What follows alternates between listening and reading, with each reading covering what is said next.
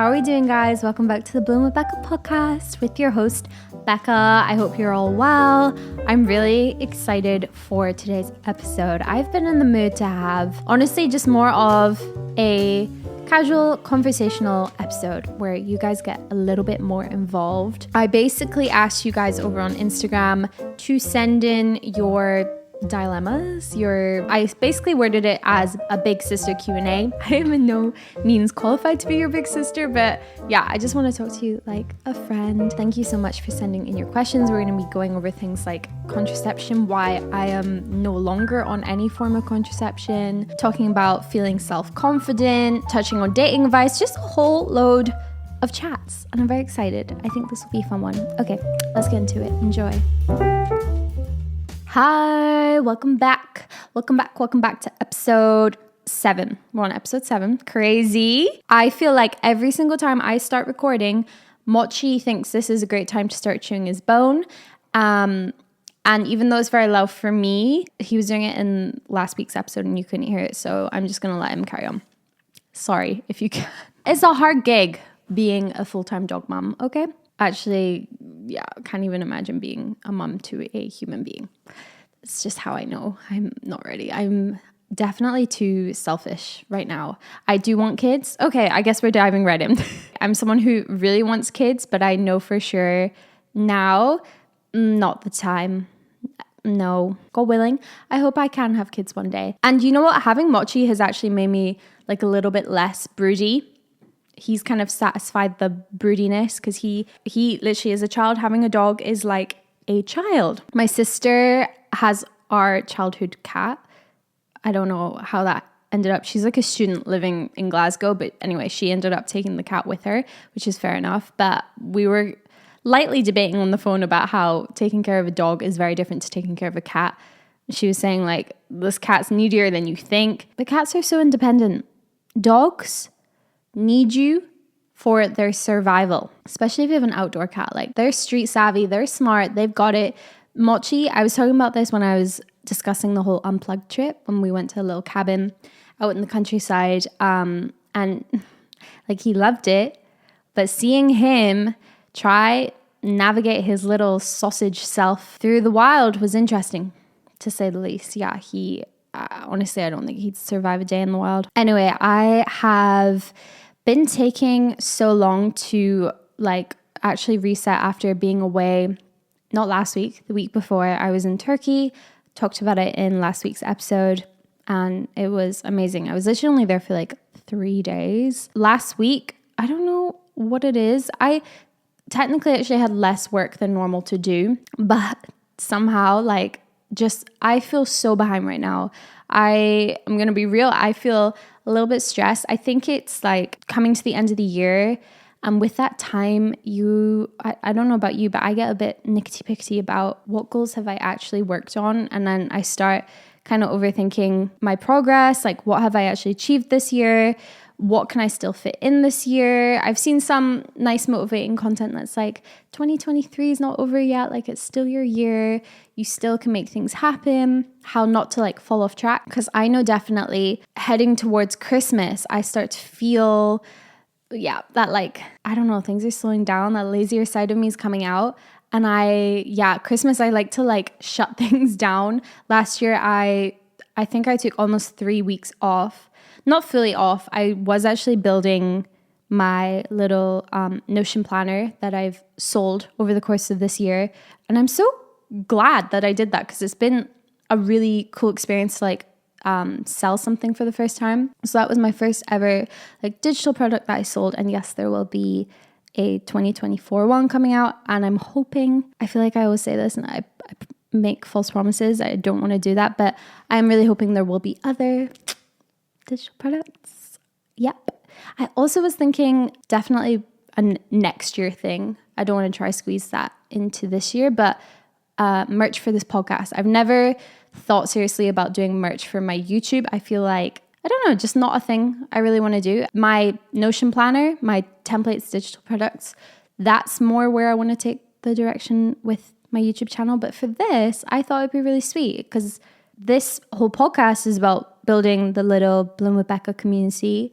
And it's been really cute to see. And I don't want it to be like this big thing I'm doing for profit, just purely, I don't know, to build that sense of community even more. I just think it'd be a fun project. So maybe that's a next year thing. But yeah, this year, I don't know what I was saying about this week, just feeling a little bit like I've been in a rut, and I spoke about it in my vlog, but just like things take longer than I always plan for. And it's something I really, really need to adjust, because it means I constantly feel behind. And I know it's the reality of being self-employed and making your own hours. There's always something to do. There's always a little project you could, pay some attention to. But yeah, I don't know. I just wanted to start this pod with a slight vent just about been feeling a little bit stressed recently, but nonetheless, proud of myself. And I think it's important to, not beat yourself up when it feels like you are drowning in work and the work is piling up. It is so important to still feel proud of yourself and remember how far you have come. Next week, I'm actually going to Paris. I went to Paris for the first time as an adult. Okay, first time I went was when I was like 14, and that was on a school trip. So that was not it. I had a good time. Some people love to hate Paris. I personally love Paris. Obviously, I went twice last year. Is that it? It kind of feels like I went 3 times last year, but yeah, I went twice last year, and then I'm doing it again next week. And you know why? It's because it's so bloody easy to get to from London. The Eurostar is incredible. That service is incredible. Don't get me wrong. It is not the cheapest. I feel like sometimes flying is literally cheaper, but I love the Eurostar. I find it ridiculous to me that I can get to Paris quicker via train than if I were to go home to Edinburgh, Scotland.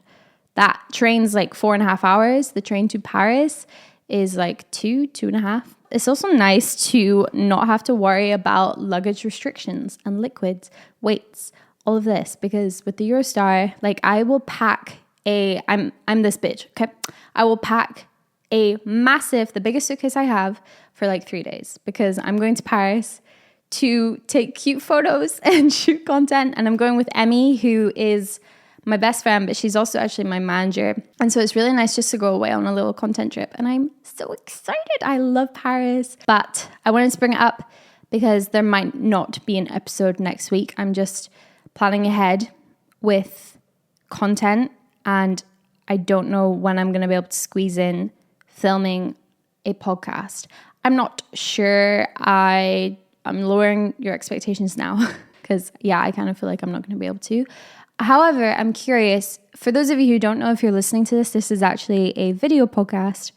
And that's just something I really wanted to do. Being a YouTuber, I was like, it's easy enough. I already have the equipment, I have the camera. But my question is, I was wondering if any of you would be opposed to me on, say, busier weeks like next week, just doing an audio episode. I'm not sure. Would you rather an audio episode or no episode at all? That's my question. Okay, thank you very much. You can message me. You can comment. If the platform you're listening to this allows you to comment, then please comment. What else? Yes, this week has been about playing catch up, and I think that's why I'm stressed, and especially because I'm going away next week as well. But it's okay. We always get it done. This week, I've been planning a little celebration for my 25th birthday, which is next month. I don't know how to feel about that. I don't want to be that annoying person who's like, oh, it's so old, because I'm going to look back and be like, shut up. Fuck off. 25 is so young. That is still a baby adult. But you know what I mean? You are the oldest you've ever been, each day. Yeah, something about 25. That's 1/4 of a century. What was it my mom said to me? She was like, your frontal lobe is fully developed when you're 25. You're all complete. You're officially a fully functioning adult. I can make my own decisions. If I want to get plastic surgery, then I wait till 25 to... I'm kidding. That's not what I'm going to do when I turn 25. But you know what I mean. Your brain is finished. It's developed. You made it. Woo! Congrats to me. And my sister messaged me today, actually, and she was like, you know what? I just thought about it. And she was like, you're going to be entering your friends era. I kind of hate that right now we all call everything's an era. I'm sorry, we all talk the same, this generation. But anyway, yeah, I'm going to be entering my friend's era. And I was like, what do you mean? That sounds cool, but what do you mean? She was like, well, at the start of the series Friends, they're all around like 25. And I was like, oh, I did not realize that. I didn't think about that, but it's also made me feel a little bit better about turning 25. And you know what? I am happy with where I am in life. I mean, we get stressed about the little things every day, but generally I'm proud of myself, and that's okay to admit. That is, it's such a thing to be humble, and I think you can still show that, you're proud of the work you've done in a humble way. But anyway, because it's my 25th and I feel like that's a significant birthday, you might not, fair enough, I wanted to actually do something. And if you don't know me, I feel like even if you have followed me on socials for years, I don't think I've ever spoken about this. I have a very weird relationship with my birthday, not because of getting older, but because, I think I'll do a whole story time episode. I don't know if that'll be a whole episode, but I definitely want to do a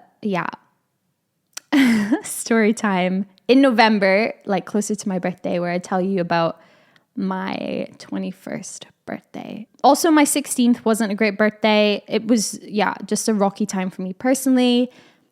Was going through, stuff. And then as well, my 21st was one of the worst days of my life, not to sound dramatic, but, and honestly, like nothing serious happened to me. But there's like such an expectation with like your 16th, your 21st, your 30th, the big like milestone birthdays. Girl, life is out of your control, and it's like such a weird thing. You almost jinx it when you like put too much pressure on the day. Long story short, I'll save that long story for another episode, like I said. But I am not a fan of my birthday. When I was a kid, my parents used to throw me like the best birthday parties, and I loved my birthday as a kid. A lot of us do. I would have sleepovers, like it was so good.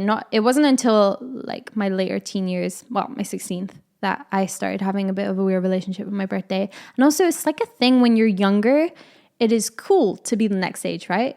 You're not 8 years old and complaining about how you're no longer 7. Why is it that starts when you get a little bit older? And I mean like not old at all. Like that kind of thinking, the fear of aging started like before I was even 20. But for my 25th, I wanted to kind of push myself and bring people together to celebrate, because that before really was my idea of hell. I like wouldn't want to make a fuss about my birthday.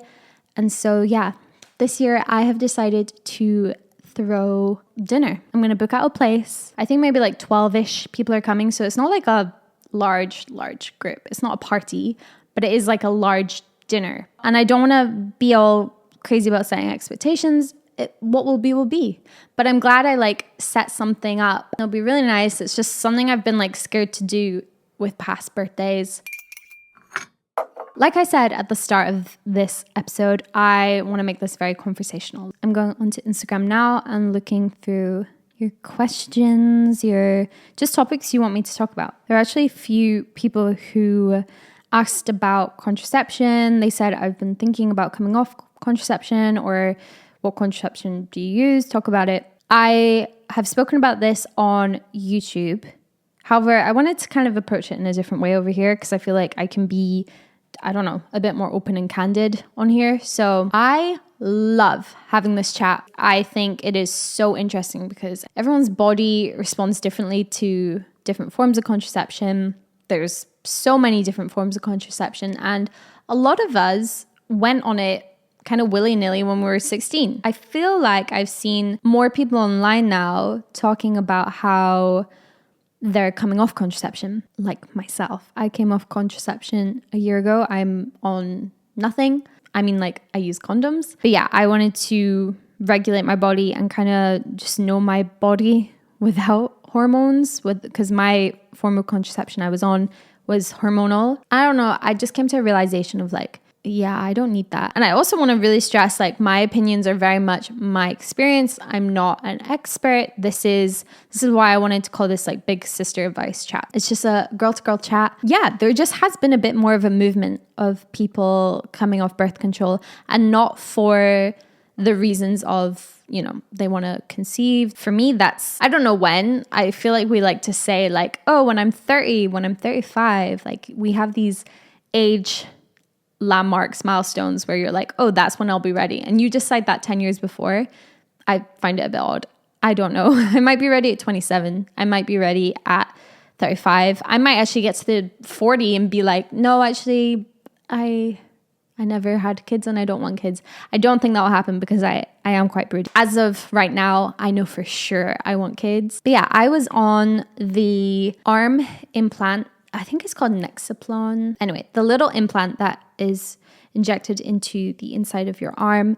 I got that baby when I was 17 and I got it replaced once. So I had it, it was like reaching 7 years. So 17, like until last year. So it was when was it? I think I had just turned 24-ish, like around that time that I took it out. I hadn't not been on contraception as an adult with like my adult body because I was 17. Again, I'm not an expert. I want to be careful about how I frame my opinions. But for me, I wish, it's not like I regret it. I wish I just like thought about it a little more. You know how I don't know if this was your experience, but certainly for me, like how I grew up, it was, you know, you get to 16, 17 and you go on birth control. Like you go on the pill. I went to my local sex clinic. I didn't tell my parents. It didn't feel appropriate to talk to my parents about it, which isn't their fault. It was never discussed. Birth control in our house was never discussed. And I think it's just a different time. I don't know if I want to pinpoint it down to generational differences. I don't know. I know for sure I want to have that conversation with my child because for me, it was like, well, that's just what you do. I was 17 and I had my first boyfriend. So I was being sexually active. Sorry, mom and dad, if you're listening, but I don't think they do listen. And so I was like, well, what do? You go on the pill. And I went to my sex clinic and I asked to go on the pill, whatever that means, whatever one. I didn't even know that there was more than one because did your girl do any research? No, obviously not. And they actually recommended that I did the arm implant instead. From what I remember, the nurse was like, it means that you don't have to take this pill every day. It's just easier. It lasts for 3 years, blah, blah, blah. Here are all the benefits. And they said, however, we have to do a sort of very small, operation's the wrong word, a procedure in order to inject it into your arm. And I've never been like weird about needles or anything. So I was like, yeah, fine, let's go with that. It makes a lot of sense. I didn't know it was an option because that's like, I look back and I'm like, yeah, I just don't know why I really didn't look into it. It really was like you just go and do it. Your friends are on it. And there is, of course, the element of like, that's good, I was being safe. I got myself on contraception. That it's not the only option though. For young girls, it feels like it is the only option because people don't want to use condoms. I know people go on contraception not just for sex related reasons, but also I've heard, you know, some people go on it for acne reasons. Some people go on it to control their periods, make their periods better. I actually had a friend, I'm not going to name her, but I don't know, I hope she doesn't mind me saying this. A friend in high school who always had really bad periods, like to the point where she was throwing up. I think when she was like 16, her doctor recommended that she went on the pill. So it was just normal. And for 7 years, I like barely knew my body hormonally. I had the most random periods. I think like the first year or two, I barely had a period. And then I would get one maybe once every 3 months. It became a little bit more regular towards like the 7-year mark, but 7 years. And when I say regular, I mean like light spotting once every 2 months, like not a normal period. Yeah, I got to a point where like I didn't like that. I did not like that my body wasn't flushing itself out once a month. I didn't like that I never knew where I was in my menstrual cycle. For years, I didn't know anything about menstrual cycles. I thought it was just you get a period. Something I've been so interested in the past year has been learning about our menstrual cycles as women and how they impact us. And that actually was a question because I feel like there has been more interest around that subject. So barely any periods, which was kind of a nice thing at first, but then it wasn't. I almost don't like talking about it because I'm scared I'm going to jinx it because this is how bad it was for me. UTIs. It was bad. If I wasn't super, super careful about it, I was probably having them once every 2 months. That is not normal. I remember I went to my doctor to get antibiotics and they were like, I think they ask, have you had one in the past year? Have you had a UTI in the past year? And I remember thinking I've definitely had at least 3 or 4 at this point, but I needed these antibiotics so bad. And also I was young and dumb. Okay, whatever. I probably should have raised the issue with my doctor that I was having more than you should. Definitely. And also the thing with UTIs is I feel like once you've had one, you're a lot more prone and susceptible to getting them, sadly. However, that's not the case anymore. And it's 100% because of my implant, because that is the only factor that's changed. Yeah, I would get them a lot and it didn't matter how careful I was. I would literally shower after sex, pee, do, tick, tick, tick, all the things you're meant to do. But yeah, didn't matter how careful, didn't even matter how quick the sex was or anything. I could still catch them so easily. And if you've had a UTI, you know how annoying they are. Annoying to go to work, to have a shift. It was annoying to be on public transport, because you do not know when you're going to need to pee. And it is just that constant feeling of you need to pee. It was exhausting. I hated it. That's why I touch wood. I don't want to talk about them too much because I get so scared that they're going to come back. But I feel pretty confident that it was the implant that was causing them. I don't know. I'm not a doctor, so I don't know why, but I imagine it was to do with your period. Having a period once a month does help flush you out and keep everything healthy down there. Discharge is a good thing. Healthy discharge. I didn't know that when I was younger. I thought discharge was gross and I thought there's something wrong with me and why don't they teach that in school? I don't know. But everyone has discharge, and discharge is a sign of your vagina self-cleaning. It's a good thing. It's very good. But yeah, I remember since I didn't have much discharge, I didn't have periods going on. There wasn't much self-cleaning going on down there. I'm not sure. I imagine that's all connected. And also something to note during the time was I spoke to other girls who were on the implant at the time, and they had very serious side effects their mood, depressive moods actually could not go on with this implant. Whereas I never had that, mood swings and stuff. So I considered my side effects very mild. And I thought I'm really lucky. This implant agrees with my body. But now I know being off it for the past year, it wasn't necessarily great for my body. One of the worst ones was low sex drive. And I've heard so many people say this actually about contraception, actually specifically the implant. I'm not saying you go on the implant, you're going to have a low sex drive. Every single body reacts differently. That's what's really fascinating about opening up these chats. But man, I was not in the mood for not for 7 years. I don't remember it impacting me for the first, I feel until I was 20 or something, or 21. But just to get really real in terms of self-lubrication, how that process happens naturally. It would not happen. I had such a lowered sex drive, and obviously that impacts your relationships, is really frustrating for you on a personal level, not feeling your mind and your actual body are connected. It got to a point where I was no, I need to see what I'm off of this. So I got it out. There we go. I was right. My body over this year, it doesn't, your body doesn't regulate straight away. I wasn't bam, back to normal periods straight away. I think it probably took a couple months, which isn't even long. But yeah, I'm really glad to know how my body works.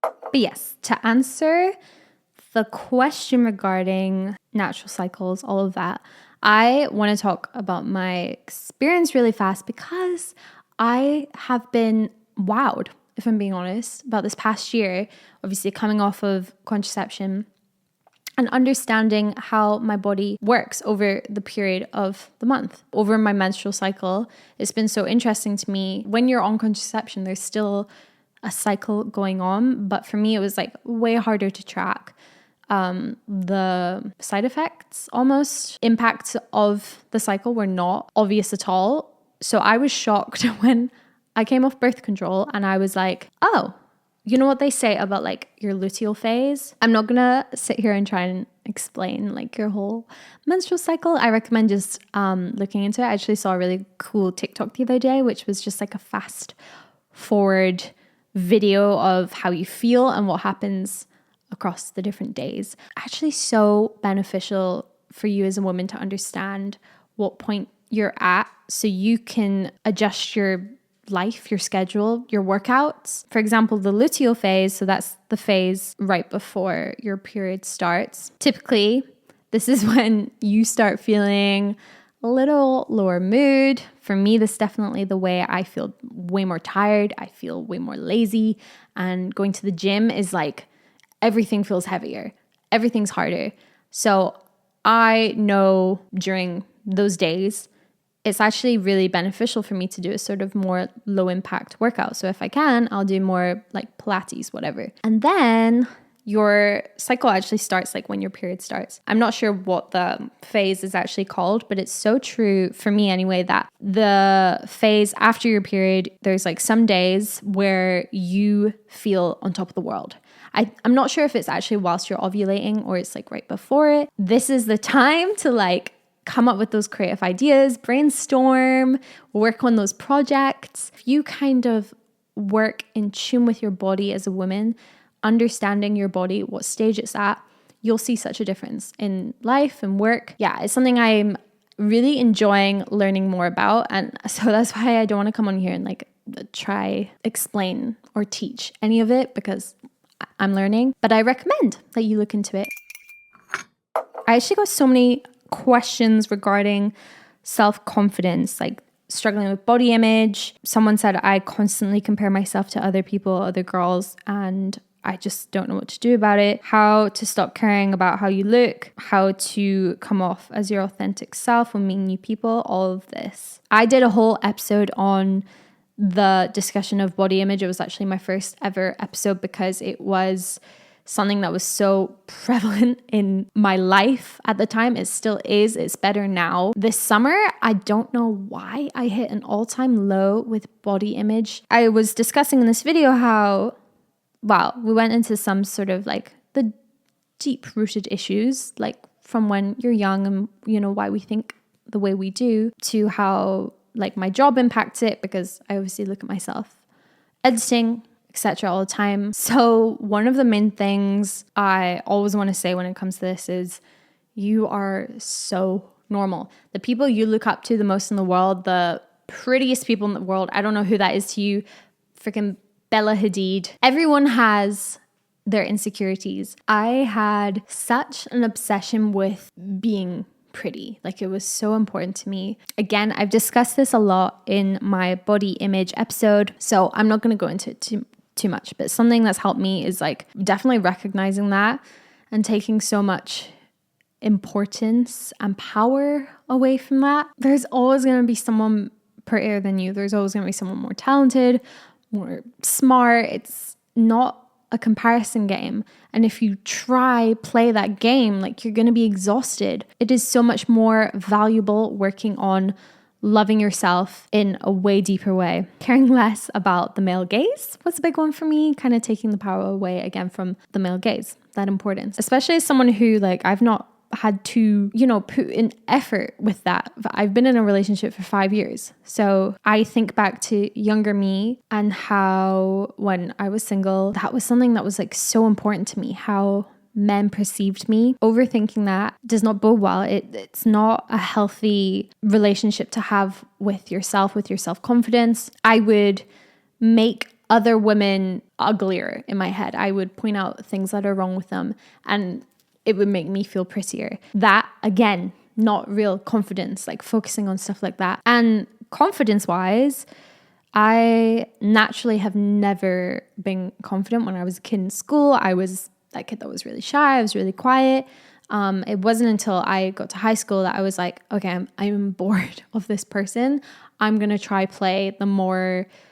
Honestly, I took on the character of being the ditzy, like flirty girl when I was in my early years of high school, which is very cringy to look back on. But that was what, I don't know, almost brought me out of my shell. And it was fun to play a bit of a character, but then it relates back to like how to be your authentic self, especially when talking to people, new people that maybe you're slightly intimidated by. It is so easy to play a character, but like no wonder you're going to be exhausted by the end of that conversation. You cannot keep up these characters. You're never going to build meaningful relationships with these people. And also stop valuing the opinion of people that you don't even necessarily like. Doing YouTube as a job, this goes without saying, but obviously it's made it extremely apparent to me that not everyone is going to like you.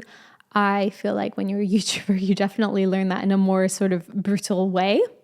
And that's okay. I love that I've had that lesson. And I love that I've had to work on that I have to be truly comfortable and confident with everything I do. Even this podcast, like this is definitely not going to be everyone's cup of tea. Over the years, for sure, I've had to work on like how to truly feel confident being authentically me. And I think going to music school was a big one. That helped me a lot. Just that decision to go pursue something I actually really wanted to do, despite the fact that it maybe was a little cringy to some people. I've just learned that like being the cringe is not always a bad thing. It's if you allow yourself to feel cringy or not. There was quite a few people who asked about dating, like how to attract and stop chasing, dating advice. Really have to say, I don't think I'm amazing when it comes to dating advice. I have barely dated, had like a high school sweetheart situation. I said that and then I was like, no, it wasn't that. Yeah, I had a high school boyfriend. We dated after high school for like a year and then we weren't right. We were completely different people. I was single for a year and then I got together with Will and here I am. 5 years later, we're engaged. So the plan very much is that I do not date for the rest of my life. My sister recently went through a breakup. I hope she doesn't mind me saying that. It's been so interesting keeping up with her and learning about the modern dating world. And I give her unsolicited advice, whether she likes it or not. It goes without saying and definitely relates to the last point in terms of being confident in yourself, being authentically you, but you've got to love yourself first. I feel like if you are all about self-love and those are your kind of your vibrations, you're going to attract someone with a similar mindset. And I know the whole thing of like chasing within dating it can be icky. Yeah, people who try too hard. There's always been that famous saying like nice guys finish last. And it's, sadly for a reason. Sometimes when you try too hard, it gives people the ick. When you're too nice, it gives people the ick. People with dating love the drama and love the epic story because that's what we're told.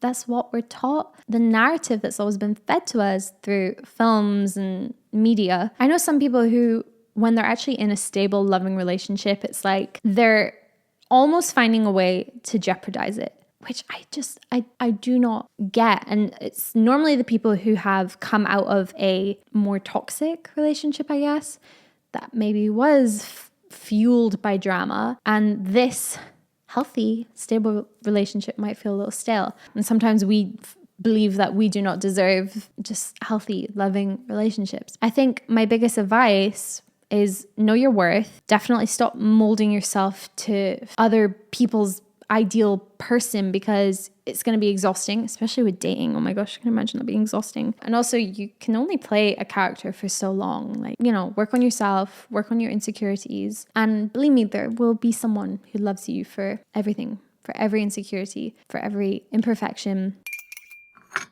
How to stop feeling like you're not enough. I have this every day. I have always had this though, since I was a young kid. I definitely have mentioned it in another episode, but about the whole thing of like being obsessed with age milestones, timestamps, and like you have to have achieved so much by the age of 20, by the age of 30. Because so many of us have that idea in our heads, it is so hard to feel like you're enough, to feel like you've done enough. But let me tell you, I've heard this from somewhere, and it completely changes the approach. And it starts with the really simple things in life. But if you look at your year and you've achieved 10 amazing things, you got a promotion, you made a new friend, you got a bonus, I don't know, whatever your 10 achievements look like. But if you have one failure, say you broke up with your partner, you lost your job, I don't know, your mind is going to focus on that. And that is how we are wired as humans. My tiny example is, for content creators, we might get 20 nice comments, but you get one mean one and your brain is going to think about the mean one. It's going to really hyper focus. And it's because we're so negative focused. It's exhausting. It's such a pressure to optimize yourself, to constantly be bettering yourself, improving yourself. And I literally have a self-improvement, in quotation marks, podcast. For me, this podcast is never wanted it to be like, here I am coming and talking to you all about tips and you should be doing this and you should be living this way. I just wanted it to be your average 24-year-old girl who's talking out these thoughts, issues, all of it. And hopefully you relate, hopefully you resonate with it. We need to lose the expectation of things needing to be perfect. You have got to let go of perfection because it doesn't exist and you're just never going to be happy because you're never going to reach that. Okay. I don't have time to answer anymore. I feel like I only answered 4 or something there. Like I said, I just wanted this to be a chat. But yes, thank you guys so much for watching. I'm gonna go make dinner.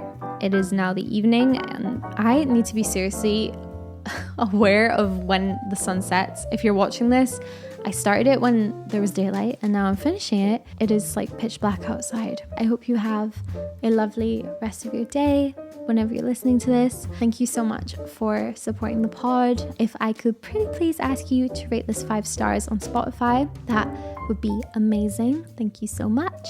And I'll see you guys in the next episode. Bye.